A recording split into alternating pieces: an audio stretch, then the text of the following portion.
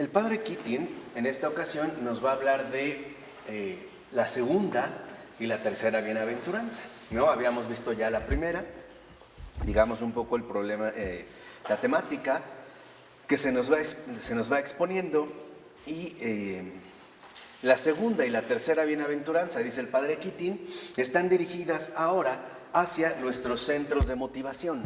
Digamos, sería como el punto central, el que podamos detectar bien cuáles son nuestros auténticos centros de motivación. Muchas veces nosotros podemos llegar a suponer de una manera inmediata y quizás superficial que hacemos las cosas guiándonos por ciertos motivos. Lo que el padre Keating nos va a exponer es que no necesariamente pueden ser los motivos más adecuados.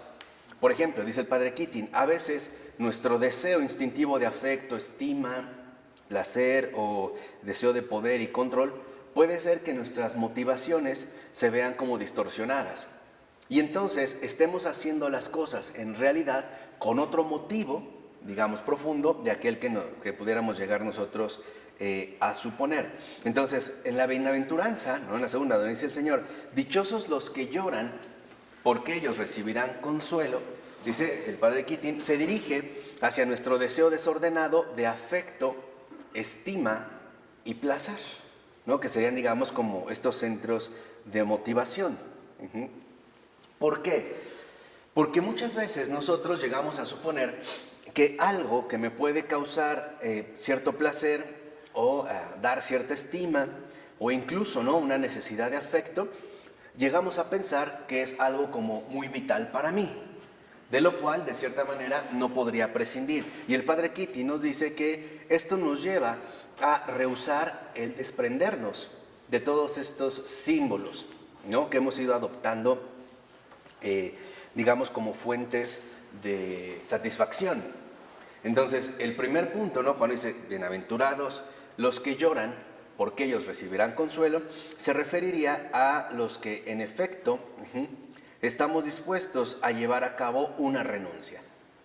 Puede ser una renuncia hacia una persona, hacia un lugar o un sitio en particular, e incluso hacia una diversidad de objetos que durante algún tiempo o digamos a lo largo de nuestra trayectoria de vida hemos llegado a apreciar bastante. Por ejemplo, no sé, vínculos familiares, ¿no?, de padres a hijos, o con respecto a mi esposo o a mi pareja, o a mi familia en general, mi hermano, o mi casa de Cuernavaca, o no sé, a lo mejor hasta el suéter que me regaló mi papá cuando yo era niño. O sea, digamos, en todos estos aspectos, dice, si nosotros llevamos a cabo esta renuncia, sería normal que entráramos, por decirlo así, en un periodo de depresión. Eso sería, digamos, como lo humanamente dado, ¿no?, lo que podríamos llamar a veces el luto. Pero dice el padre Keating, ¿no?, pero si aceptamos la pérdida de lo que amamos, de lo que amábamos, al mismo tiempo entraremos en la liberación de lo que anteriormente nos esclavizaba. O sea, aquí hay que tener, vamos a decirlo así, muy presente que los centros de motivación están entonces íntimamente relacionados con los apegos. Apegos de todo tipo, volvemos a decir, a personas, a sitios, lugares, cosas, objetos, etc. Pero que muchas veces estos apegos lo que en realidad conllevan son esclavitudes. De tal forma que no estaríamos dispuestos a crecer, o por lo menos a liberarnos en el sentido en el que el Señor nos propone. Lo que el Señor quiere es que aprendamos a mantener un nuevo tipo de relación con todo este tipo de cosas. Por ejemplo, que realmente mi relación no sea en base a una esclavitud, sino que sea una relación libre que esté basada precisamente en una libertad auténtica. Y es este el paso fundamental en ese sentido de la segunda bienaventuranza, que nuestros verdaderos centros de motivación no sean las esclavitudes que se suelen presentar a través de determinados apegos, sino que en pocas palabras aprendamos a ser libres y que entendamos en pocas palabras que no es precisamente este tipo de cosas o personas lo que necesitamos para ser felices, Este sería, digamos, como el punto. Entonces, podemos decir que son bienaventurados los que lloran porque han renunciado, ¿no?, a estos apegos y por lo tanto recibirán consuelo. ¿Cuál es el consuelo? La felicidad que Dios precisamente nos quiere transmitir. Entonces, uno de los aspectos es que no nos detengamos, por así decirlo, en las cuestiones enteramente pasajeras. Por ejemplo, a lo mejor mi relación con mi hijo puede ser extraordinaria, pero puede darse el caso que mi hijo muera, o que yo mismo muera, o a lo mejor mi casa es una maravilla, pero puede darse el caso que la pierda, ¿no? Por ejemplo, o los apegos que tengo a ciertas cosas, pero puede ser que en efecto en algún punto desaparezcan.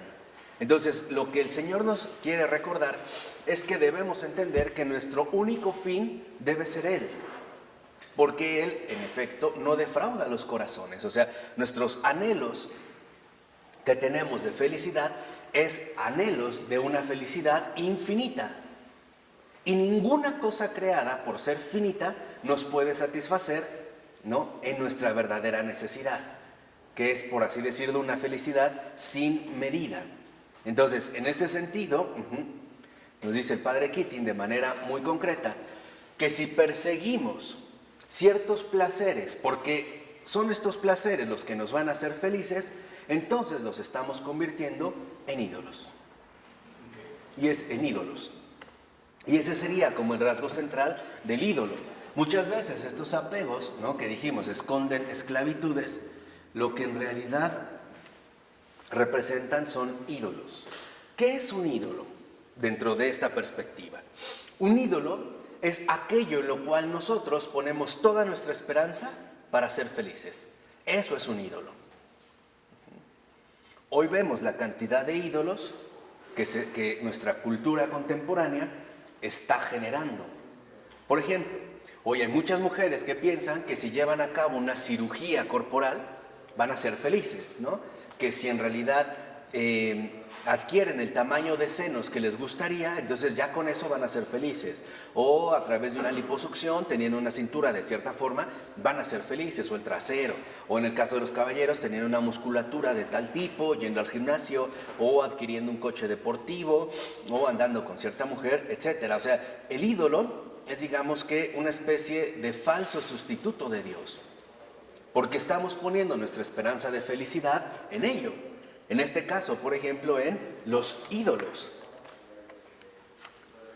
Digamos que los asumimos más bien como determinados fines.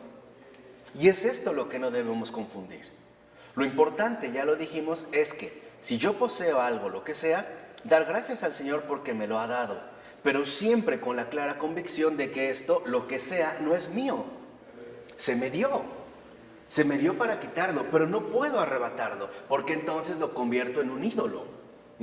Porque si en algún momento esto se me retira porque no es mío, entonces lo más normal es que yo entre en un periodo de profunda depresión, incluso al grado de que hay gente que considera que el sentido a su vida se perdió, ¿no? Que, digamos, se acabó todo aquello que lo hacía feliz. Recordemos que en la primera bienaventuranza se nos invita a la pobreza de espíritu.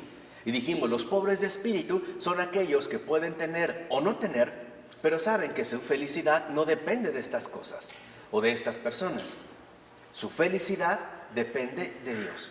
¿Esto sí queda claro? Sí. Es bien importante porque hay muchos ídolos que están, digamos, como escondidos, ¿no?, a lo largo de nuestra vida.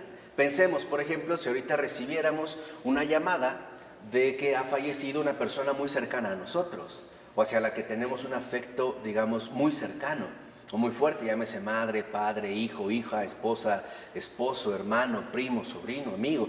¿Cómo sería nuestra reacción realmente? O sea, sentiríamos que algo nos ha faltado o que algo nos falta, que no se puede llenar, o una cosa por el estilo. Si es así, si sentimos realmente el hueco que deja, entonces se trata de un ídolo.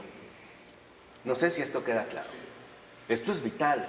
¿Por qué? Porque por eso precisamente en la tercera bienaventuranza se nos dice, dichosos los pacientes. Fíjense, aquí cómo va ahora, en este caso, hacia otro perfil importante. Dichosos los pacientes. ¿Por qué? Porque esta paciencia significa que no buscamos el tener siempre el control. Podemos decirlo así, el deseo de tener poder. Y si lo ven, van justamente muy vinculadas. A veces parece que nosotros queremos elaborar nuestros propios programas de felicidad, ¿no? Entonces, si... voy a poner algo muy curioso, pero es que yo si me saco la lotería voy a ser muy feliz. Porque me voy a ir a Disneylandia, puedo comprar esto, puedo hacer aquello, puedo tal cosa, entonces voy a ser feliz, ¿no? O si me gano esta rifa, entonces voy a ser feliz. Y estos son engaños.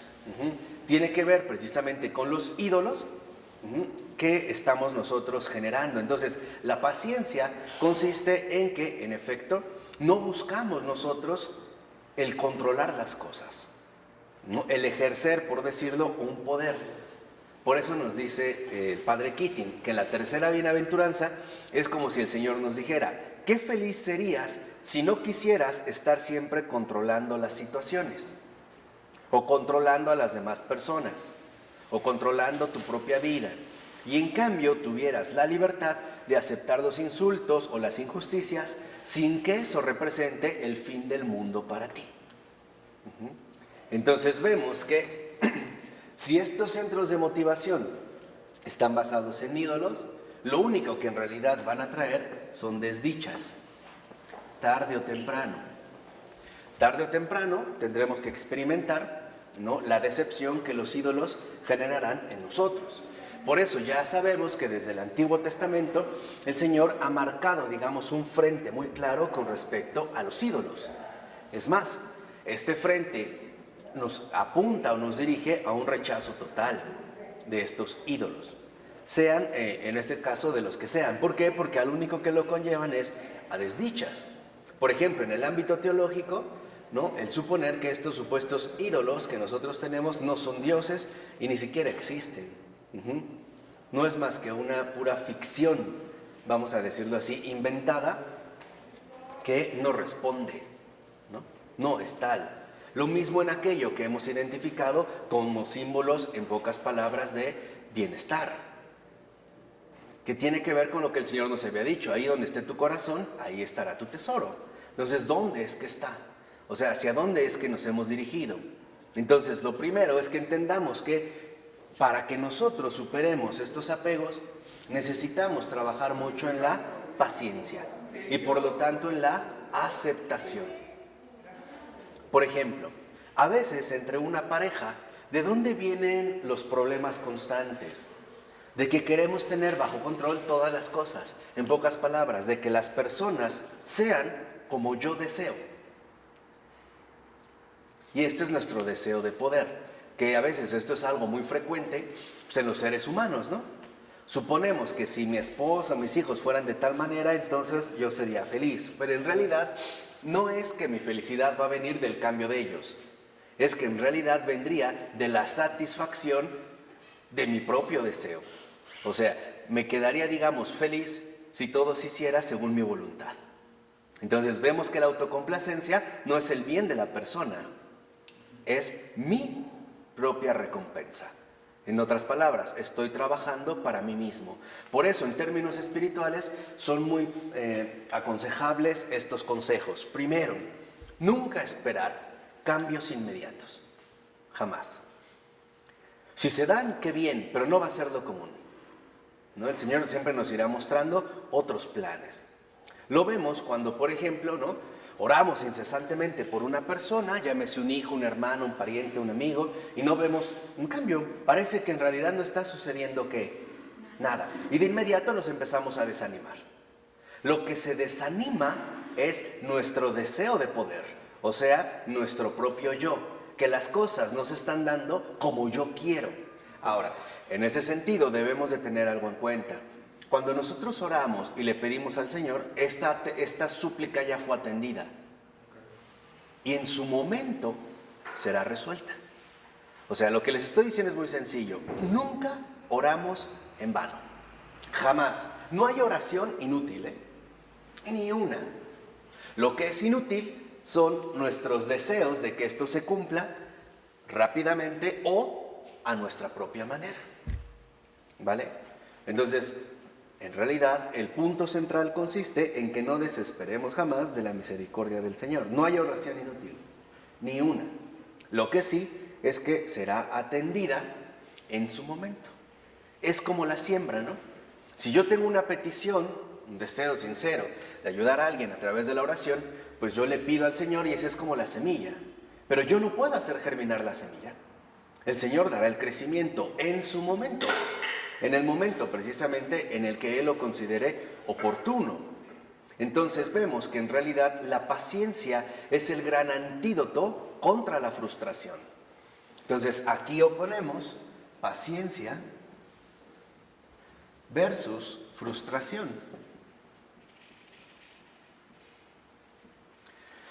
Pongámoslo en un caso muy sencillo. A lo mejor no encuentro trabajo y me empiezo a desesperar, me empiezo a inquietar, me empiezo a preguntar, bueno, ¿qué es lo que el Señor me está pidiendo en este momento? Si realmente fuera un empleo, ya me lo hubiera dado, ¿no? Entonces, habría que ver qué es en este sentido lo que me pide. De tal forma que entonces, si nosotros, en lugar de complacer nuestro propio deseo de poder, nos vemos contrariados, y a esto se refiere con los insultos o las injusticias que podemos padecer, que eso no signifique el fin del mundo para nosotros. Que aceptemos que habrá otra manera en la cual las cosas, por ejemplo, se vayan resolviendo. O sea, ¿qué es lo que quiere el Señor? Que tengamos un espíritu verdaderamente libre. Eso es lo que quiere. Saber que, bueno, a mí me hubiera encantado que las cosas se dieran de esta manera, pero simple y sencillamente el Señor tenía otros planes. Y Él es sabio y es bueno. Entonces yo no tengo por qué entrar como en conflictos. No sé si me explico. Esto es bien importante, porque de verdad nos ayuda mucho a superar esta continua frustración en la que vivimos diariamente. O de manera muy, muy, muy frecuente. Por ejemplo, a lo mejor meto un currículum, tengo una entrevista de trabajo y es un hecho que me van a contratar, es el empleo que siempre he deseado y de repente no me lo dan. ¿Cómo me pongo? Es la oración que decías la otra vez. Haz que quiera lo que no quiero. Exactamente. De Catarina de Siena, ¿no? Señor, que quiera lo que no quiero y que no quiera lo que quiero según tu voluntad. Esta es una oración para ser libre. Esto es vital. Señor, que quiera lo que no quiero y que no quiera lo que quiero según tu voluntad. Esto es el punto. O sea, este es, digamos, como ejercitar a nuestra voluntad en el ámbito de la libertad. Esa es la libertad profunda de los hijos de Dios. Pongámoslo en un ejemplo muy sencillo. Si el Señor en algún momento me permite disfrutar un deliciosísimo desayuno, ¿no? De quiché, Lorraine, con una rica ensalada de arúgula y un aderezo de miel y comino, rico, lo disfruto. Una mermelada de higos, ¿no? En un pan bueno. Pero si de repente no hay esto y hay más que galleta seca, también está bien. ¿Sí me explicó? Esto es lo importante. O sea, lo que el Señor quiere es que tengamos grandeza de espíritu. La grandeza de espíritu es aceptarlo todo, sea lo que sea, sin contrariedades, tanto lo muy bueno como lo no tan bueno. O sea, en pocas palabras, lo que me gusta como lo que a lo mejor no me agrada tanto, pero no me afecta. No me perjudica, lo puedo sobrellevar. Seamos sinceros, a lo mejor es una maravilla dormir en un colchón súper especial, pero si de repente duermo en el piso, tampoco me pongo de mal humor. ¿Sí? O sea, este es el punto, esta es la grandeza de espíritu, esa es la paciencia, esta es la cuarta, precisamente, bienaventuranza. Por eso se nos ofrecen niveles de curación. ¿Qué es el programa de la oración centrante? Si ustedes lo ven, la oración centrante, que es la tradición cristiana contemplativa, siempre posee tres dimensiones. Una dimensión ascética o purificadora, ir limpiando, ¿no? Todo aquello que no es necesario, que hay que quitar. Una dimensión temática, donde vamos como empezando a contemplar las cosas de otra manera. Y una dimensión práctica o testimonial, o sea, ya la experiencia de vida cristiana. Pero no se llega ahí de un salto. Eso solo pasa en las ficciones de Harry Potter y compañía, donde tienen su varita y todos. No, el Señor no es un mago, porque no es un fraude. No es una ilusión, o sea, vamos llevando un determinado camino muy concreto. Entonces dice, por ejemplo, el padre Keating, cuando éramos niños, muy pequeños, nos absorbían al 100% nuestras necesidades. Por ejemplo, si un bebé come a sus horas y no le das, se pone pero como loco. Díganmelo a mí ahorita. No se calla. No se calla. No se calla. O sea, lo que quiere es comer, punto. No, no le interesa otra cosa. Si tú puedes, no puedes, se acabó. Ay, no le interesa si hay o no hay leche. Quiere comer. ¡Pum! Se ve absorbido por sus necesidades, ¿no? A veces lo que quiere es dormir. A veces que lo carguen o que lo acaricien, etc. Y quiere que sus necesidades sean atendidas, ¿qué? Rápido. Si no, viene el berrinche, el grito, ¿no? Parece que le están rompiendo un hueso. ¿Qué pasa con nosotros? A veces queremos seguir el mismo modo. ¿Cuántas veces tenemos una cierta necesidad y queremos que esta necesidad se vea cumplida que rápidamente? ¿Y si no se cumple? Me frustro, me molesto, me enojo. Es más, por ejemplo, puede ser que yo dijera que quería un pastel de chocolate. No me lo dieron, me lo llevaron 3 días después. Y hay gente que dice, no, ya no lo quiero. Entonces, ¿qué es lo que realmente queríamos? ¿El pastel? No. La satisfacción inmediata de nuestras necesidades. ¿Sí queda clara la diferencia? Que de cierta manera también es como un análisis fenomenológico, ¿no? De la conciencia religiosa, aunque no esté planteado así, pero nos va ayudando a entender como estas distinciones básicas. Entonces, lo que tenemos que hacer en este sentido es, necesitamos crear espacios amplios para cambiar. Espacios, más que horizonte, espacios amplios para poder cambiar. Por ejemplo, ¿qué sucede con el ayuno? El ayuno en este sentido nos precisamente nos ayuda a frenar nuestra exigencia de satisfacción. Por ejemplo, el comer. No sé si les ha pasado que hacen un ayuno y es cuando al parecer más hambre te da, ¿no? O puedes pasar días sin comer carne, pero es vigilia, como si te antoja una hamburguesa, un corte, pero o sea, bueno, no es la carne o el corte lo que nos altera. Lo que nos altera es nuestra satisfacción inmediata de nuestros propios deseos. ¿Qué es lo que nos propone en este caso la vida cristiana? Una creación de espacios amplios para una dinámica de vida diferente. O sea, lo que nos están enseñando es que entonces a través de la paciencia vencemos la frustración porque creamos un espacio amplio para la libertad. En este sentido, la paciencia es un espacio amplio para la libertad.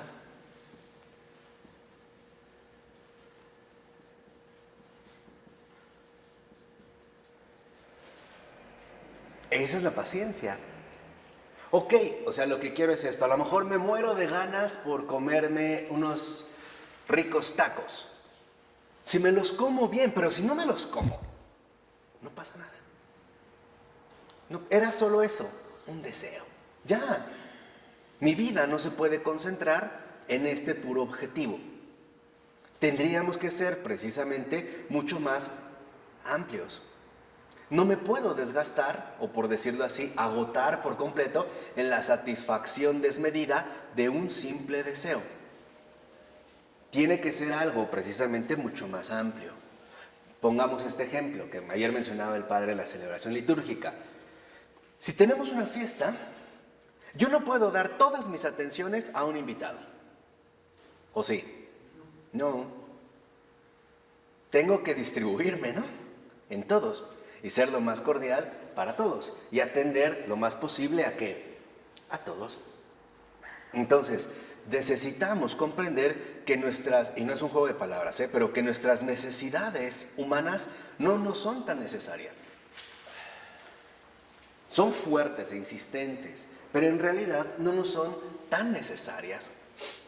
No es realmente lo que nos va a hacer, en este sentido, felices. Entonces dice, ¿por qué a veces tenemos privaciones o carencias?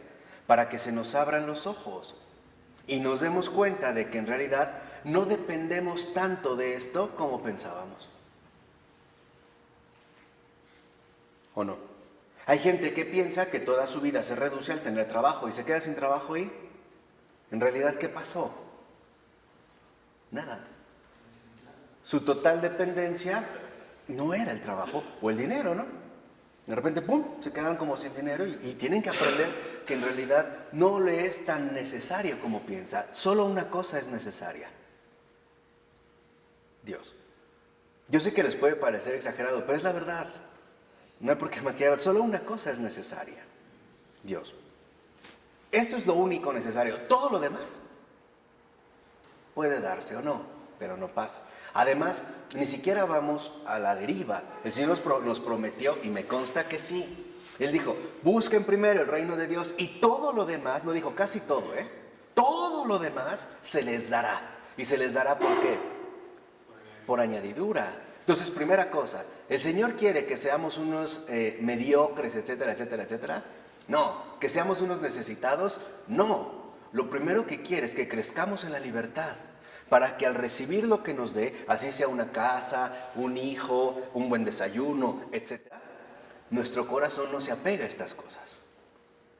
¿Sí me explico? O sea, hay algo que debemos de tener muy, muy claro. Lo importante es que nuestro corazón esté en el cielo. Así el mundo no nos atrapa.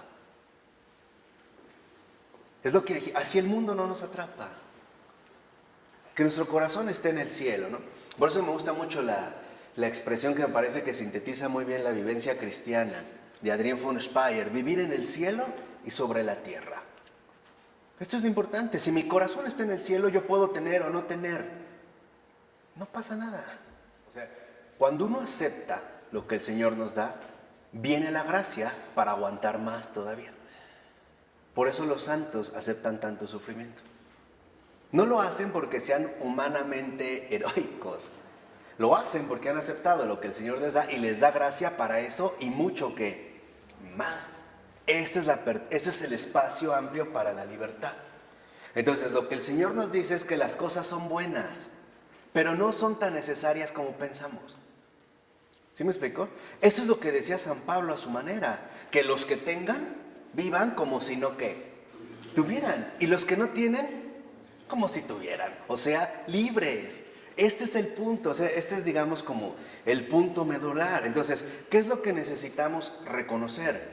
Que lo fundamental es dar espacio amplio para esta libertad, para siempre conservar la paz del alma. Que si tengo, no me inquiete, y si no tengo, tampoco me inquiete. Este es el primer paso hacia la felicidad, la paz del alma. Por eso el Señor nos da la paz, no la alegría. ¿Sí me explicó? Por eso vemos que de resucitado, en la primera aparición con sus discípulos, les deja la paz esté con ustedes, porque sin la paz del alma no es posible entrar al ámbito auténtico o cristiano, de la alegría. ¿Vale? Este sería precisamente como el primer recorrido. Entonces, para poder sobreponernos a este afán, necesitamos entrarle de lleno a la práctica de la caridad. ¿Y en qué consiste la práctica de la caridad? En aceptar a las personas tal y como son, sin intentar cambiarlas. Así, tal y como son, sin intentar cambiarlas. Y sirviéndoles en todo lo que podamos, tanto en el ámbito corporal como en el ámbito espiritual. Es como si le dijéramos a una persona: a ver, hasta que cambies te doy de comer. Pues no. O sea, es la práctica de la caridad la primera que en efecto lo va a ir como transformando de manera, en este sentido, gradual. Por eso dice... Pero aquí hay que hacer cómo se va a cambiar esta persona, llevándole a Cristo en tu persona. Claro, pero en la marcha. Sí, en la marcha, exactamente, poco a poco. Exacto. Y ahí está su libertad, quiere o no quiere cambiar. Claro. Ya depende de él. Ya depende ya de él. lo que tienes que hacer. O sea, tú le abres el camino. Le abriste todo. Es lo que le decía a Santa Faustina el Señor, ¿no? No necesitas venir a mí para cambiar. Es mi amor el que te va a hacer cambiar. Él es el que va a motivar este aspecto. Entonces, si damos este primer paso, dice, entonces lo que vemos es que al practicar la caridad, aceptamos a nuestro prójimo tal y como es, en principio. En principio lo aceptamos tal y como es, sin intentar en este caso que cambiarlo. Porque a veces el deseo de que cambie es por pura autocomplacencia, porque realmente se hagan las cosas como nosotros queremos. Y creo que esta es una lucha diaria que tenemos. A veces el aceptar tal y como es, pues a mi esposa o a mi esposo o a mi hijo o a mi vecino o a mi familia, a mi hermano, cuesta. Porque a veces queremos que las cosas cambien por un solo motivo. Ahí están los centros de motivación egoístas, ¿no? Para que mi vida sea más tranquila. La caridad es una exigencia. Seamos sinceros. O sea, la caridad incomoda. ¿Saben a veces yo cómo veo la práctica de la caridad? Como una persona que no te deja dormir. O sea, que quieres llegar a dormir y te despierta. Oye, no, mira, hay que hacer esto, ¿no? Y ya te vuelves a sentar. No, oye, falta esto y falta esto. Y siempre está como molestando, ¿no? Como llevándote al límite. Exige. ¿Por qué? Porque son muchas las necesidades físicas, psicológicas, espirituales, materiales de la gente que nos rodea. Por eso yo recuerdo a San Juan Pablo II le decían, Padre, ya descanse. Y decía, no, ya tendremos tiempo para descansar en el cielo. Aquí no. Lo que decíamos es esta aceptación en principio. Porque a veces decimos en nuestros centros de motivación hay que estar como muy alerta de que no esté ahí escondido el egoísmo. Esta es la tarea espiritual. Esta es precisamente la tarea espiritual. Que logremos desterrar, extirpar por completo este egoísmo que se puede, digamos, como presentar de muchas maneras a través de múltiples centros de motivación falsa. O sea que lo que creemos hacer por bien, en realidad no lo estamos haciendo por el bien, lo estamos haciendo por nosotros mismos. Entonces el primer paso es la aceptación. Ya después vendrá el acompañamiento, la guía, la enmienda, pero de entrada que sea la aceptación. Por ejemplo, yo lo que les decía a Teresa de Calcuta, ¿no? De la mayoría de los moribundos que recogía, pues así los aceptaba, aunque fueran groseros. ¿Cuánta comida no le aventaron? Por ejemplo, platos. No, reclamos. Bien, en principio los acepta. ¿Por qué? Porque es esta aceptación precisamente lo que nos va a permitir que este espacio amplio para la libertad se vaya expandiendo. Y entonces permitamos justamente, ¿no? Que el Espíritu Santo trabaje como Él quiera, con amplitud. Por eso el Señor decía, no, nadie sabe ni de dónde viene, ni a dónde va. O sea, no le podemos poner limitaciones. Lo que necesitamos es abrir, que en gran medida es lo que hizo la Iglesia Católica a partir del Concilio Vaticano II. Abrió, dejando que el Espíritu soplara donde quisiera, sin de antemano decir hasta aquí o para allá o para acá.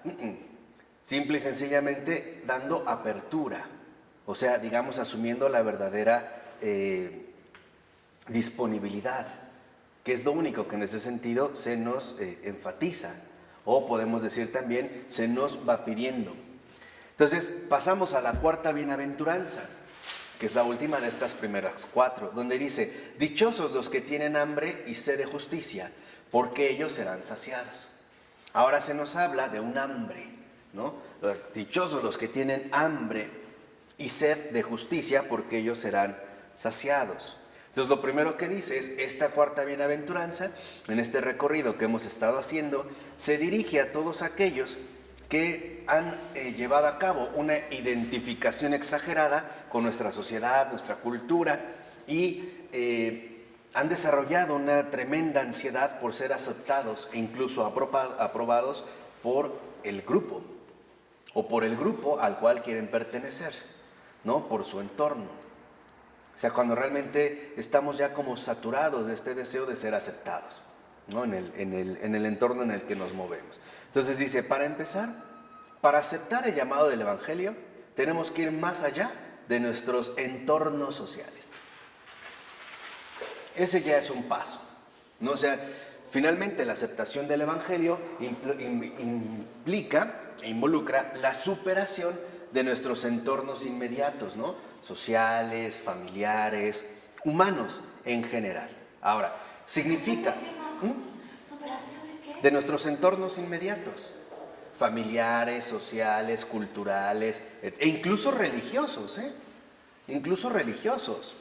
Lo iremos viendo en su momento. Pero precisamente lo que menciona el padre Keating es que esto no quiere decir que le vamos a dar la espalda a nuestro país, nuestra nación, nuestra religión, nuestras raíces o familia. No, lo que significa, en pocas palabras, es que tenemos que ser leales hacia lo que hemos recibido, pero también llevar a cabo un discernimiento para ver que hay a lo mejor aspectos que he heredado o que he mantenido que son inaceptables.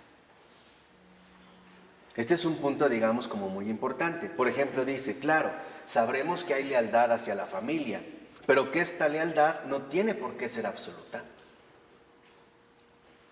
O sea, en este sentido, vamos a decirlo así, una lealtad enteramente ciega. Lo que necesitamos, y esta es nuestra hambre y sed de justicia, ¿no?, es mejorar lo que de hecho hemos recibido. Dice, por ejemplo, ¿qué vamos a intentar? Pues mejorar relaciones poco saludables o injustas dentro de nuestra propia familia o comunidad. En lugar de aferrarnos a una lealtad ciega que rehúsa ver los defectos o errores y entonces impide sugerir correcciones o mejoras que deberían hacerse. ¿Cuántas veces no nos han dicho, no, pues es que es tu papá, déjalo? ¿No? ¿Por qué? Perdón, ¿qué página? 157. Gracias. Podemos empezar a generar sentimientos de culpabilidad falsos. O sea, en pocas palabras, el hambre y sed de justicia es que las cosas mejoren en nuestro entorno y que hay situaciones poco saludables que, aunque se den dentro del ámbito familiar, no podemos dejar así. Esto es fundamental. Por ejemplo, a veces somos bien astutos y tergiversamos un montón las palabras del Señor. Y ya me di cuenta que las tergiversamos porque leemos la Escritura, pero no recibimos el Espíritu del que nos dio la Escritura. No, nada más es un libro, pero no es una verdadera comunión. Por ejemplo, decían, no juzgarás a tu padre y a tu madre. Entonces no le digas nada. Nada, no le digas nada porque es tu papá. O no le digas nada porque es tu mamá. O en este caso las cosas se dan así. Por ejemplo, a lo mejor el papá que está educando en un sentido muy torcido a su hijo. Vamos a suponer que tiene un niño y una niña, entonces el niño no hace nada y la niña hace todo, porque es niño. No. Y eso es a lo que nos lleva precisamente el padre Keating, a entender que estamos llamados precisamente a llevar a cabo una profunda renovación, aunque eso involucre serias oposiciones. ¿Cuántas veces nos dicen, pues si te gusta, esta es mi casa y aquí las cosas se hacen así? Si no te gusta, vete. Seamos sinceros, o sea, nuestro entorno inmediato. Por eso el Señor nos repitió una y otra vez, no tengan miedo. Porque es muy fuerte la presión que puede ejercer nuestro entorno social, familiar, cultural, etcétera, para quedarnos limitados a un determinado error. Entonces dice el padre Keating, no, más bien lo que buscamos es hacer todo lo que está a nuestro alcance para mejorar las situaciones de la familia, de la sociedad, de la iglesia misma. Pero eso sí, sin esperar ver los frutos de nuestra labor. O sea, sin esperar tener éxito. Simplemente haciéndolo por puro amor al bien, por puro amor a la verdad. Esta es la manera en la que podemos destruir, o por lo menos reducir al mínimo, nuestro egoísmo humano. O sea, no necesitamos hacerlo esperando ver el éxito que vamos a tener en los esfuerzos que hacemos. Lo hacemos simplemente por puro amor al bien, por puro amor a la verdad. Y esto es vital, esto es central, porque es la manera en la que sí podemos neutralizar, por decirlo así, ¿no?, el ímpetu o la fuerza que el egoísmo puede adquirir en cada uno de nosotros. Por eso dice, no debemos tener miedo a oponernos a estructuras equivocadas. Por muy, fíjense, por muy tradicionales que se hayan vuelto. Nada de que pues es que así son las cosas, así se han dado, entonces así se van a realizar. No. Y en gran medida es lo que hemos visto que muchos santos realizan.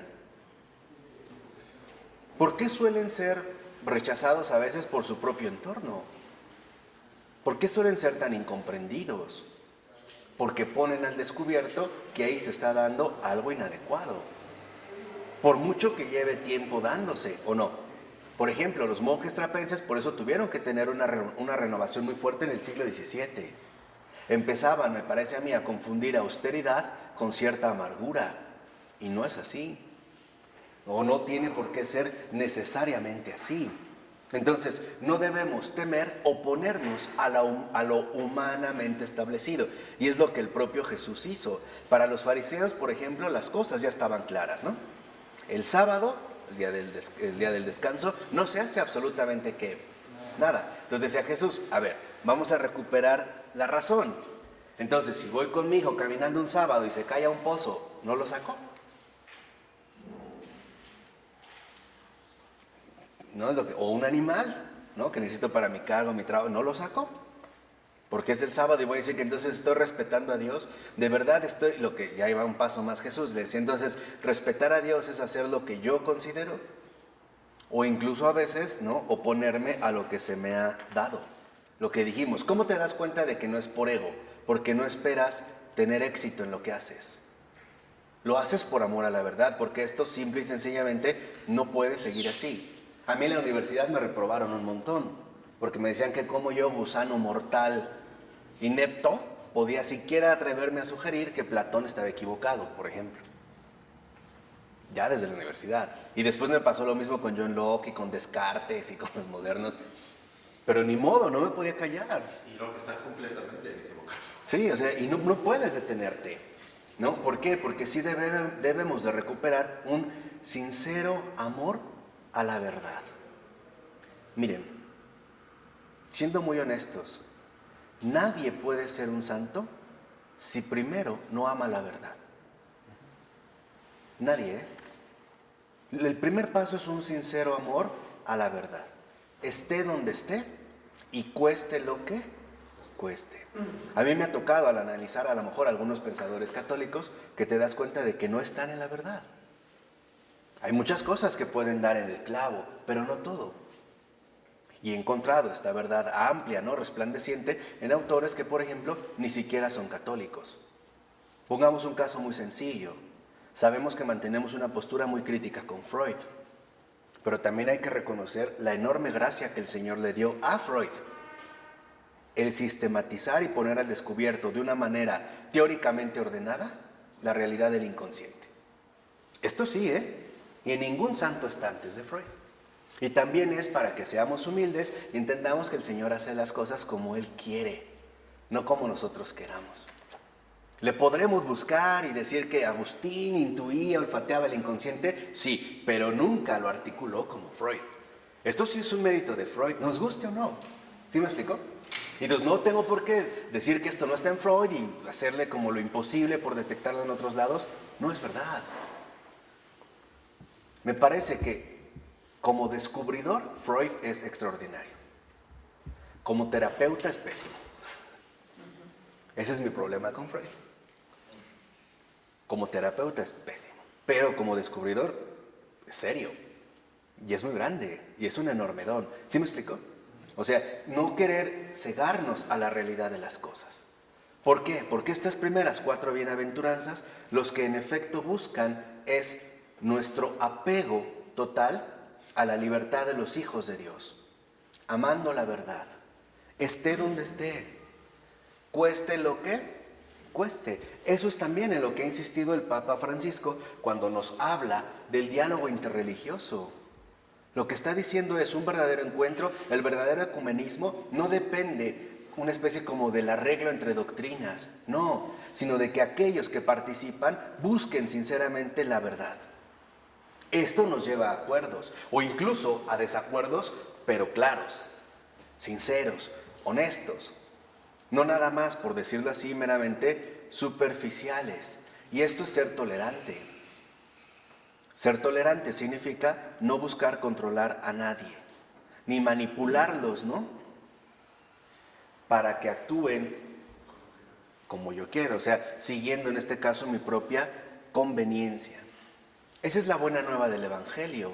Por eso a veces no es tan sencillo aceptarlo, porque se pueden generar incluso, ¿no?, conflictos al interior de nuestro propio entorno, de nuestra propia familia, ¿no? Por eso decía, por ejemplo, que Santo Tomás de Aquino, que tener la paciencia de defender el terreno propio requiere más valor que el enfrentarse al ataque. O sea, el mantener y el conservar siempre nuestra integridad. Saber que ahí donde está la verdad, ahí está Cristo. De maneras que a veces tenemos que aprender a descubrir. De maneras que a veces también tenemos que aprender a recibir. Y entonces, en estas primeras 4 bienaventuranzas, se nos invita a asimilar todos los valores y las novedades que Él nos quiere compartir precisamente. Por ejemplo, dice, luchamos contra las dificultades de la vida, pero lo hacemos creyendo en Él y contando con su ayuda, sin exigir ser consolados, por ejemplo, ¿no? Pues no, simplemente vamos dejando que el Señor vaya obrando. Por eso, como lo resume el Padre Keating, dice, en realidad estas 4 primeras bienaventuranzas como que corresponden al mandamiento de amarás a tu prójimo como a ti mismo, que es liberarnos del egoísmo para poder sensibilizarnos a los movimientos del Espíritu que nos esfuerza, nos invita no solo a realizar esfuerzos generosos, sino a entregarnos plenamente a Dios, que sería, digamos, la labor fundamental de entrega que tendríamos que ir realizando de una o de otra manera. ¿De acuerdo? Vamos a dejarlo hasta aquí para que la siguiente avancemos con las otras 4 bienaventuranzas.